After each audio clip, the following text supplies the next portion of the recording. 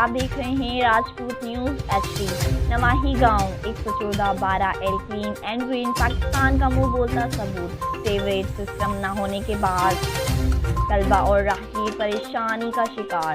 قصوروار منیر احمد سیال تفصیل کے مطابق نواحی گاؤں 114-12 ایل کی government middle school for girls school کو آنے والے رستہ میں کھڑا سیوریج کا گندا پانی اسکول آنے جانے والی سینکڑوں طلبہ، اسکول انتظامیہ اور آنے جانے والے راہگیروں کے لیے وبال جان بن گیا۔ راہگیروں کو شدید دشواری کا سامنا کرنا پڑ رہا ہے، جس سے مختلف قسم کی وبائی بیماریاں پھیلنے کا بھی خدشہ ہے۔ عوامی اور سماجی حلقوں کا ڈپٹی کمشنر صاحبال وزیر اعلیٰ پنجاب اور وزیر اعظم پاکستان سے نوٹس لینے کا مطالبہ تاکہ طالب علموں کو مختلف وبائی بیماریوں سے بچایا جا سکے۔